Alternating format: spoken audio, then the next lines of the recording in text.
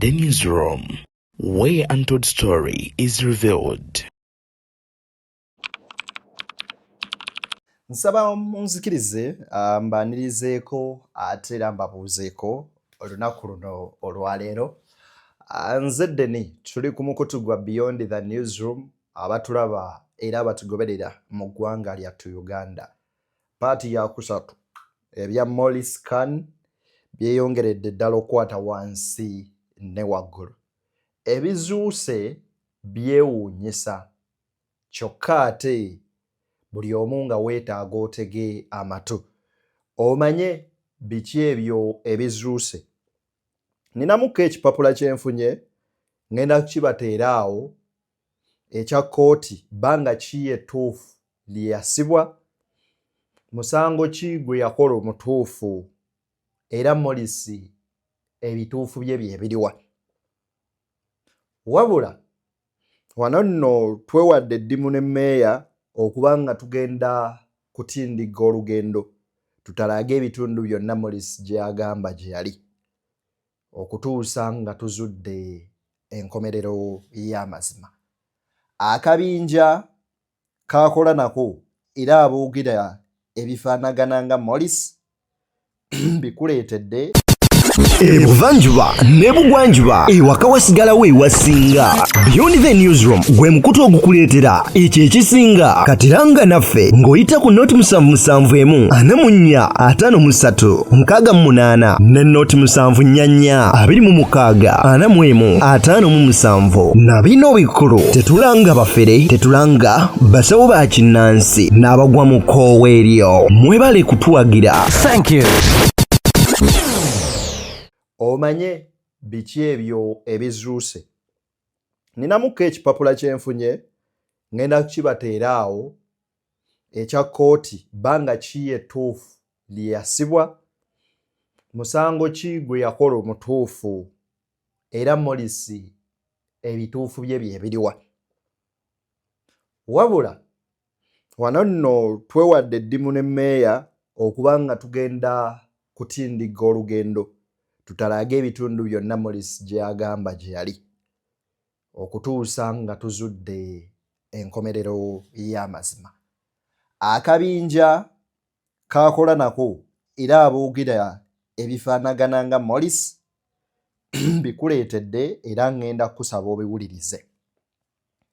Gwe nno nga gwe mulundi gwe ogusooka oyinza okwebuuza MAURICE yaani, yaliwa, akola atya, akola ng'ani, nga weetaaga obimanya. Sigenda kukulwisaayo okuggyako byonna okuba nga mbikuwa obimanye. Ku kipapula wano kyenfunye kiraga nti MAURICE ono akwatibwa n'asibwa emyezi gyali 6. Tutunuulira wano nga 1 omwezi ogw'Ekumi 2025. Era ono yeebaka emyezi 6 baali bamugambye bwadda asasula n'engasi ya $40. Nze Deni, video sooka ogimpere like ne munna asobola ogifunako kopi etambulire ddala buli ssekinnoomu agifune ate aleme eggwa mu kakodyo kano ak'ekifere ke tuguddemu.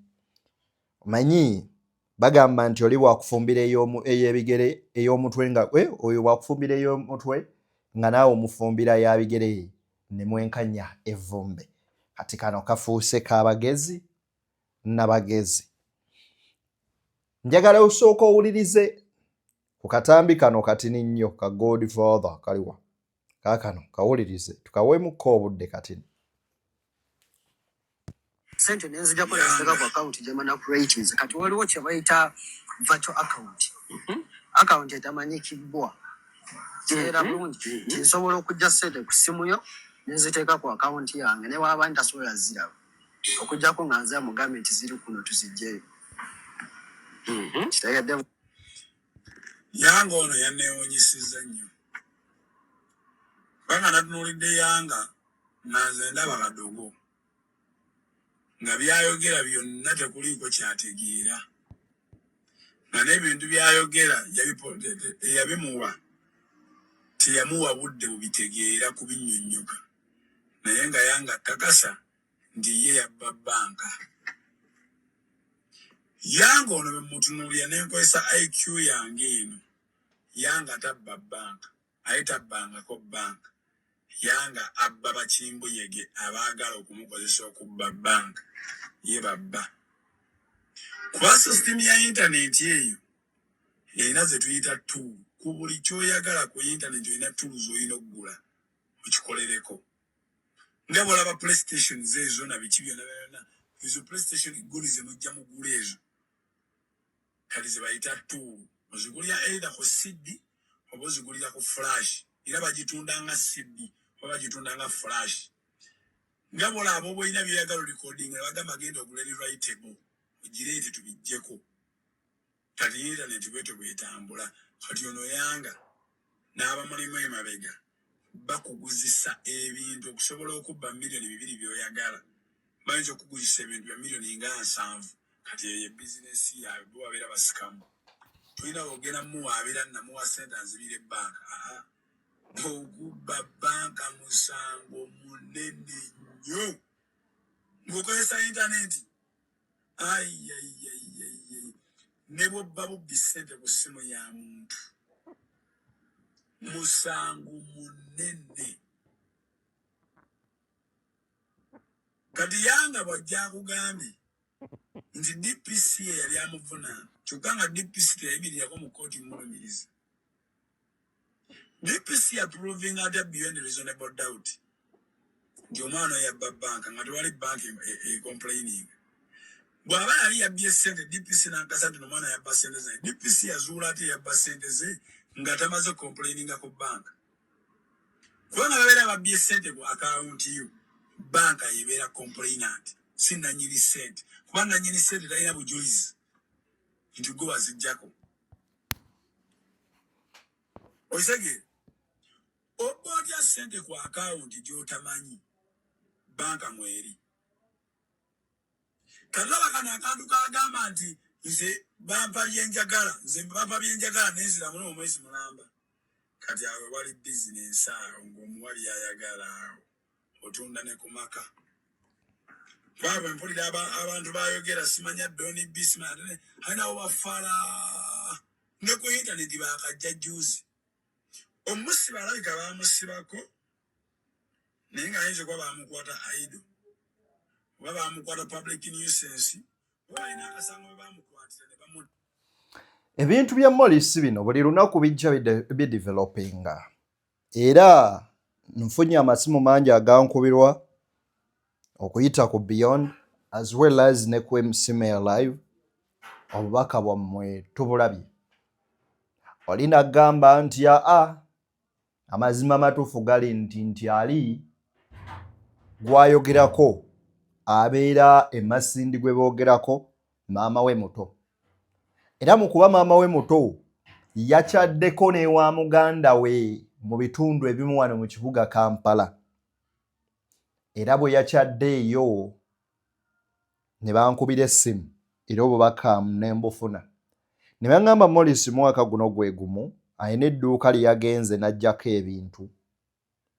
Era nnyina omuto ye yaliye ebintu ebyo mu ngeri yazaala ekibi akiwongerera.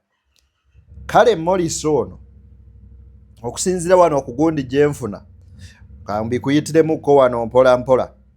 Republic of Uganda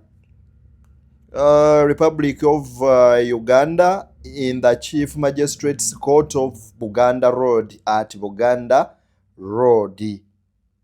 Byebyo bibyo ECCMIS proceedings before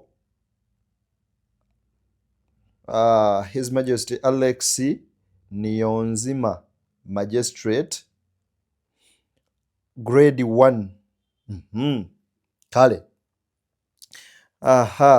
State Jenny Francis Itaye Edith Court Clerk Accused Parent Complainant Absent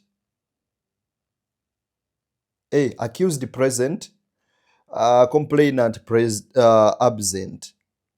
Defense counsel Stefan Atim present. Okay. Then state matter is coming up for plea bargaining. The prosecution with the accused person who is charged with the offense of giving false information have entered a plea bargain for the accused person to plead guilty to the charges in exchange of a lesser sentence of 6 months, less period spent on remand. In addition to a compensation order of 400,000 to be paid within 1 month after serving the custodial sentence. Defense counsel. That is the position. Accused, I confirm the agreement. I entered into the agreement willingly. Court. Rights explained to the accused person. He understands the rights and confirm willingness to waive them. Kategedde muganda wange. Musajja mukulu ono Maurice wano ekyamukwasa ne bamuteeka mu ndo musalira gino emyezi 6. Bagamba bwe bati offense of giving false information.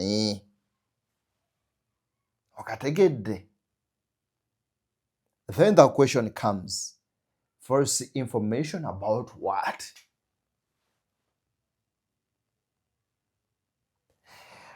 Eno nno musimu ennyingi zenfunye bazze baŋŋamba nti Deni ne Meya temuba basiru kyenkanidde awo. Eno bwe bukodyo obupya bwe bakozesa mu kubba bannayuganda. Ne mbuuza biŋŋambye nti ekyo ky'oyogerako okinako obukakafu ki? Ko ye sooka oddeyoko emabega owulirize mu bigambo by'omwana. Kati ate owulire ne bano banne bye boogera. Wuliriza.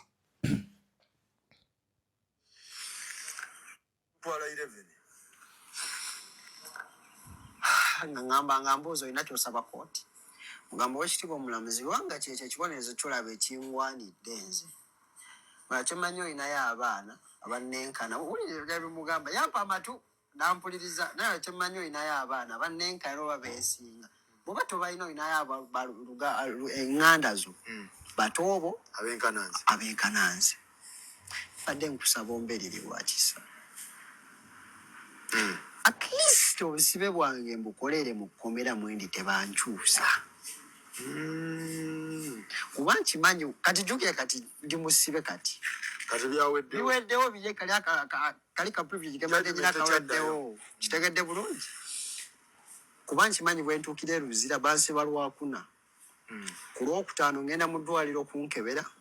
Ku Lwomusaayi kulaba nnyimi oyimiridde otya ku Lwomukaaga bantwale Lugole bantwale oba Jumani oba mu faamu. Eyo emboozi gy'anyumya nga bw'ogiwulidde butya bw'ava mu kooti na biki kaakati embaga eri wano. Ngenda kukusaba osooka onzikirize nkuwe bino obiwulirize wabula engeri gye njagala owulirizeemu. Njagala onnyambe owulirize n'obukakamu obw'ekika ekya waggulu ennyo kweno information kuba eri crucial nnyo nnyini ddala. Wuliriza. Omwana oyo nze mpuliriza interview y'omwana alina ekintu kyali mu kulekayo emabega kye yeesigalizza. Oba ogenda katugeze kati DTB bw'oba olina omuwala nga oba ogenda kujja ssente mu akawunti ya DTB ng'olina akawunti ojja kwagala okufuna device yonna eri mu banka oba simu oba kaki olina okufuna omuntu oyo gy'okoma omusindikira message waliwo akantu sigenda kabagamba no ku live ke bakozesa. Gy'okoma omusindikira message n'aziddamu ng'akonectinze ne wifi eya banka eyo okitegeera osobola ofuna access bide bagamba muno simanyi ogenda creatinga pono simanyi ocreatinga ki simanyi okole ki you are lying olimba kino nkigamba gwokimanyi muno kati saawa zino abaana abasinga okujja ssente ku akawunti baali Nigeria ne kasi Nigeria Tanzania lwansonga emu Tanzania erina app gye yakkiriza mu nsi yaabwe ate ffe tulina app wano ewaffe zebatakkiriza zebataako restriction nyingi nnyo nga IT bank be bazitaako ezo restriction ez'amaanyi kati babagamba muno simanyi agenda kukola wat agenda kukola oyo omwana ayina nze mpuliriza ayina akantu kalesewo kaganye okwogera goloza lwaki bano abagagga ennyo abalina ssente nnyo bano abaana abayaaya abafeeri baganye okuwa n'abaana ba banka n'agenda n'amutipinga n'agenda n'akola ki n'amukolako relationship lwansonga emu ayagala ki ayaga kiba kya device ebeera mu banka 24 hours okategedde kituufu sente zisobola okuvaayo nga sina piniyo wabula ate ekyokubiri nina okumanya exactly account sente mmeka eziriko kuba kuliko miliyoni 12 nina okumanya amount eziriko zennyini lwansonga banka oba okola request tebateebereza tosobola kugamba mbu kabaata alina miliyoni 10 kangende muggyeko miliyoni 2 oyina oteekayo ekintu banka weba ekitunamu wet nemanya ono nannyini akawunti kubanga amanyi exactly omuwendo oguli ku banka era bakusindika ka message akagamba dear customer are you ready to make this transaction in this bank kati wende kintu bwekityo kyenoonya munnyonyole kati gwe asodiisi naye bali obwedda bibanyonyola nga tabigatta biringa madina bino byonna waliwo akantu kweta insider akantu insider nnyo akugambye yali ku regimu eyabba ssente mu banka ezakyogamu okategedde eka insider yesikikola baba bakadama bona babbi kati nkunyumizayo n'akalala kati nze emabega kawo mbadde Dubai kati waliwo abasajja batulugunya abaana b'e Dubai batulugunya batya bagita olido account omwana abeera Dubai ng'akola mobile money ne bamusimba baba bakadama bayongedde olunya ku live y'akabaata buliriza ne beeyo omwana abane account e Dubai ne bakubira simu ne bagamba munnaye kanuka nubabuusa ffe twafuna ssente tuli eno tulimba mmwanyi tulunda okitegeera kati nze bino ndi mubabuusa omwana agenda e Dubai n'akola omulimu gwa mobile money n'afuna account kati kya olido account n'aba ng'ayisaako obusente bwe kati omwana nakubira ssimu n'agamba ndi mu kiyumba naye njagala asindika ssente Uganda mpa account y'omuteereko ssente kati gw'omuwa account agamba mpa ne layini yo osobola okufuna message kati gw'omuwa layini ye n'akusalira lisiti n'agikuteerako kati eyo layini jjukira bwe bakuteerako ssente mu banka eyo layini ofuna OTP okulaga muno ono kabaata ataddeko miliyoni 2 ng'ofuna message kati gw'omuwa layini yo mayi kyakkola anti layini agifuula bize layini akusindikira linki kati eyo linki wagikusindikira akusindikira linki yonna yonna ejjanga message kati gwe n'ogikiriikingamu nga bagamba akakati oba visa yo wet egenda kuggwako naye osobola okukiriikinga woti for more information kati gwe okiriikinga aba akulaye wali muno oyingiddemu website gyakusindikidde kati ye ng'akusindika receipt tofuna OTP kati ng'agamba munnaye omwana mulwadde nnyo kakati nkusindikidde diramu 5 sooka omutereko diramu 2 ojja kuzijjayo osindike balance eddako okitegeera kati gw'ogenda ogera mu account nga temuli naye nga kino ekyokugamba muno ogenda kujja ssente mu account bakikulimba osobola okukikola nga tulina insider olina okuba ne adiva olina okuba ne kachipu konna akali mu banka Mr. DP. Wakolera mu China nga twalinga tusika wonna nga tetulinayo bakadama mutapinga screen bababa mubeyongedde kati muganda kati kagambye kintu kimu omanyi muno banka zakyusiza ennaku zino waliwo kyeta tapping edda abaana bajjanga ssente mu account aleka lwaki ennaku zibavudde bakyanso kyabya tokyasobola kikola edda abaana bajjanga ssente mu banka nga bakosa machine zino zennyini ng'omuntu asobola okubamu photocopy yo eya ATM kasita aba nga afunye details za ATM yo amannya go n'afuna ne card number yo. American height never mulenzi muto. Mr. Papa, actually, I want to clarify something. I'm sorry to speak in English because I don't know where Uganda, but I'm Ugandan. I'm an IT expert, by the way, in hardware and network. The thing is, it's possible someone can take your money from your bank account without even having any details about you, but they can only have the details. Listen.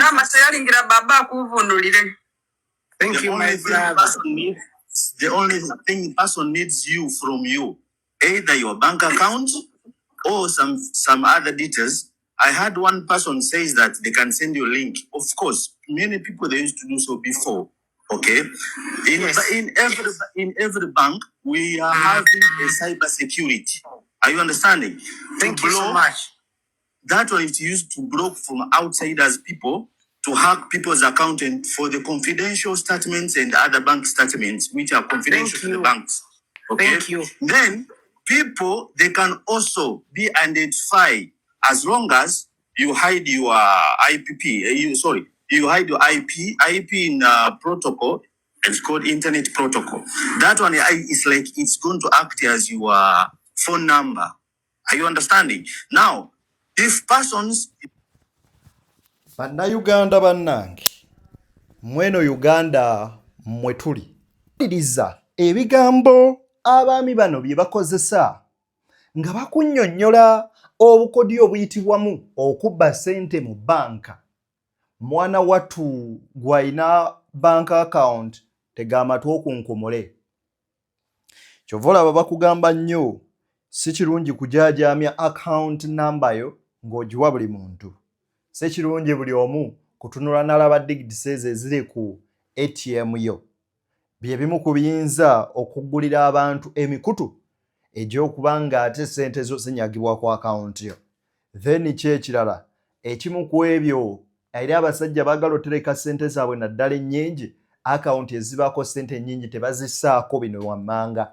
Access withdrawing ku ssimu, access ya ATM, ebyo byonna abiggala era ye ng'ateekako kino wammanga ezimu ku restriction nti nze nzekka alina okujja wano okuwithdrawinga ssente. Naye bino nti ku ssimu kuliko mu ka app n'ologinga in wano simanyi gasita bwe biti byonna nga weebiri oba oyolekedde okubbibwa ate nga teweeyagalidde. Baganda bange, Uganda ewatuufu we wano weetuuse. Era oli ayinza okugamba nti gwe ddeni oli awo wabula nze ki Uganda kitandise okunnyumira. Tuli ku bufere MAURICE bakugamba ki nti ono omwana ateekwa okuba nga ye n'akabinja ke bino bibanyumya byonna tebiriiyo, naye wabula ng'akakodi ako kakozesebwa mu kubba abo abaagala okuba nga bamukozesa ababbira ensimbi. Tweyongereyo. Those are bank accounts whereby people they open up online. They stay for 2 months or 1 month. After that, because they are not traceable, like you say, crypto. Crypto is not traceable by anyone. Even if they cannot traceable those. That's why they call crypto. Okay, that's how many people they do money laundering there. They convert into something where it's not tangible. Are you understanding? Someone even can send even 100 million. But if I withdraw the money from, let's say, Kabata's account today, and I transfer to someone's account tomorrow, they will transfer because they have a back statement of that person whereby whenever you deposit money or you do any purchase, they have your bank statement. They know that you cannot exceed this amount. Are we together up to there? So yes, what people they normally do, they open up accounts whereby they are not traceable online and they don't last long. So they can transfer that money there. Now from there they can withdraw the money from you. That is very possible. What that boy he has said, it might be true in another way, in another way cannot be true according to his age and his statement. I watched I managed to watch the interview. That boy, okay, that but boy, according to his knowledge, he was like trying to figure out some words.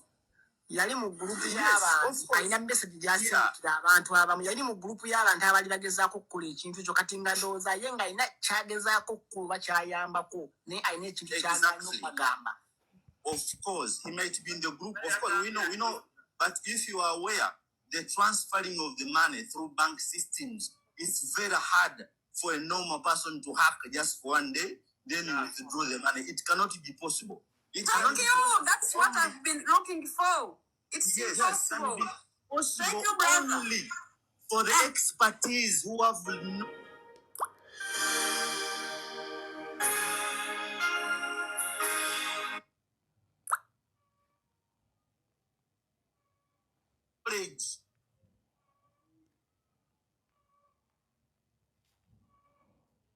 Thank you, brother. Only for the expertise who have knowledge, a lot of knowledge to steal money from there. Are you understanding? Number two, it can be only possible if someone who works from the department of IT there, they can cooperate, okay, to the outsiders that let us do this, and this person has this amount of money and this amount of money. That's why when you go to the bank and you deposit money, let's say you have gone to the tailor, you are depositing money there. The tailor, they can have access to your account only. It's like a sheet that they are displaying to the amount of money you have, and you can withdraw this. But there are some people, they have access to your bank, everything. And those people, they are very few in the bank. Let's say like branch manager, they have all access to all the credits and the debits and everything. Okay, so it's very possible someone to withdraw your money without getting any message from you, as you have seen people that have been stealing their money from the mobile money and so ever. Okay, but in another side, it can be possible and it cannot be possible. But for that boy's age, the answer is no. Please, people, they should not try to mistake things. Thank you. Because these are the IT things. They are not just things just to come up and talk up like that. No. People are trying to sharp some. Naye ate gwoso tulaga nti ekintu omulezi kyakola kisoboka ate naakugambye nti akodi emyaka gy'omwana ne ku bwongo bwe tasobola atowooza. Thank you my brother. Kati kikyoyigezaako yisambye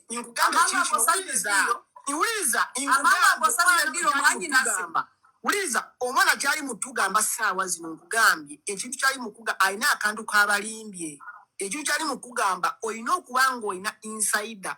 Inside oyo alina n'oleeta omulimu n'abagamba nina omulimu oguliko akawumbi.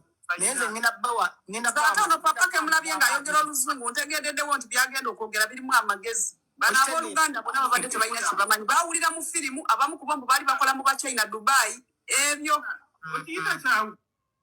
kale ebyo byebintu bya Maurice bo kuba IT expertise bagamba ku myaka gye omwana ono tasobola kubba sente zino ku account, wabula in either way asobola okuba nga balina ebirala bye bakola. But guys, be ready all the time because the scammers bali buli wamu. Zo omuntu ajja kujja kati ng'ono omwana engeri gye yajjamu n'atukubira n'agamba naye nze ndaba meya programu gy'okola nnungi bikoze bitya abavudde mu kkomera. Nange nina I have a story to tell. Ne tukola emboozi n'eranda paka eno. Wabula tukyagireeta waliwo ate ebipya ebizuuliddwa bye weetaaga okumanya.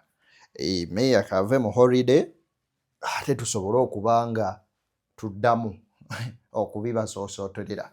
Nze Deni weebale kubanga kwoli ate era nga ongoberera. Tuli ku mukutu gwa BTN Media Beyond the Newsroom. Nzikiriza nkusabe osubscribinge ku channel yaffe eno ate era otugoberere. Mbasiibulidde wano tusinkane nga aguludde ne akkiriza.